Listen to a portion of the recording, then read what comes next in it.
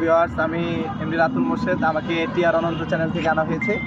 আমরা এখন বর্তমানে আসছি আপনার সিরাজগঞ্জ ক্রসবাদ 3 নম্বরে। দেখেন এই যে আমাদের কি সুন্দর প্রকৃতি, এই পুরোটাই আমাদের যমুনার চর ভেঙে এই সুন্দর একটা দ্বীপের মতো করে গড়ে তোলা হয়েছে।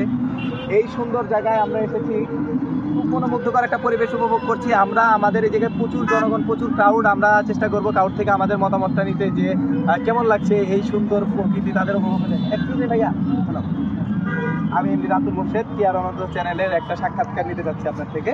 হ্যাঁ, আপনার নামটা ভাইয়া? সালমান। আমাদের এই যে সালমান ভাই এসেছে। আপনি কোথা থেকে এসেছেন ভাই? ঢাকা থেকে। আচ্ছা, 2 দিন আগে ঢাকা থেকে সে সেই যমুনার তীর উপভোগ করছে। আচ্ছা, তো আপনার কেমন লাগলো এই যে যমুনা যে আগে এত সুন্দর অথই পানি ছিল, সে জায়গা থেকে ইকোনমিক জোনের উদ্দেশ্যে যে বালু দিয়ে ভরাট করা হয়েছে এবং একটা খুব সুন্দর মৃদু বাতাস বয়ে যাচ্ছে, আপনার কেমন অনুভূতিটা কেমন? যদি আমাদের দর্শকদের জন্য এটা ক্ষতিকর, মানে এটা পাখির কিন্তু জেলার জন্য ভালো। এটা আমাদের জেলা উন্নয়ন করছে, কারণ হলো দেখেন এই যে আমাদের, হ্যাঁ অবশ্যই এটা একটা, যখন বাংলাদেশের জনবহুল একটা দেশ, সে জায়গায় আমরা বহু কিছু ইম্পোর্ট করে আনছি। আমাদের ফ্যাক্টরি কারখানা মিল করার খুব একটা জায়গা নেই, তো আমাদের নদী ভরাট না করে আসলে অ্যাকচুয়ালি আমরা মানে উপায়টা পাইনি।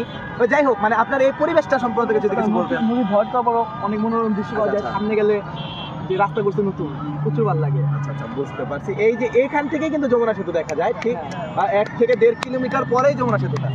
তো আপনি কি ইচ্ছুক যে যমুনা সেতুর আগ পর্যন্ত এই রাস্তা দিয়ে হেঁটে যে যমুনা সেতুটা উপভোগ করে খুব কাছ থেকে দেখার একটা?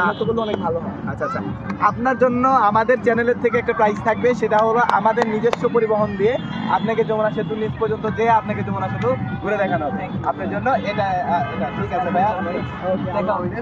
তো দর্শক, এতক্ষণ দেখলেন আমরা একজন পর্যটকের তার ভিতরের আমরা মনোভাবটা শুনলাম, তাকে আমরা দেখলাম যে তিনি কেমন উপভোগ করছেন আমাদের এই যমুনার তীরটা।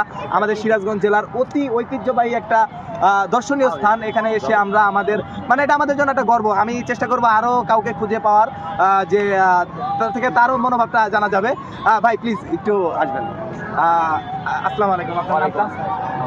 আচ্ছা, আমি মোহাম্মদ রাতুল মোর্শেদ, টিআর অনন্ত চ্যানেল থেকে আমি এসেছি। একটু যদি আপনি আপনার মূল্যবান মতামত দিয়ে আমাদের দর্শকদের সাহায্য করতে। জি অবশ্যই। তো এই যে আপনি সিরাজগঞ্জের বাসিন্দা? জি। আচ্ছা, এই যে আপনাদের সিরাজগঞ্জে খুব অতি পরিচিত একটা ক্রসবাদ 3 নাম্বার, তো খুবই ভাইরাল। এখন ঈদের দিন বলেন, ঈদের পরের দিন বলেন, খুবই চাপ ছিল। তো আপনি যে ঈদের 4র্থ দিন এখানে এসেছেন, কি কারণে বা কি খুঁজে পেতে বা কোন স্মৃতিচারণ করতে আপনি এখানে এসেছেন, যদি আমাদের দর্শকদের? ফার্স্টে আমরা বলতে চাচ্ছিলাম, এখানে ঈদের জন্য না, যে কোনো সময় যদি আপনি আসেন, এমনিতেই সুন্দর একটা পরিবেশ দেখতে পাবেন। আর এখানকার মানুষজন সম্পর্কে আপনাদের, মানে এখানকার মানুষজন যেমন ভালো, আর এখানকার পরিবেশ তেমনই ঠান্ডা। যমুনা সেতুর ভিউটা যদি আমরা উপভোগ করতে চাই, তাহলে এখানে আসলে আমাদের ফ্যামিলি হোক বা একা হোক, যখনই আসবেন না কেন, আলাদা একটা ফিল।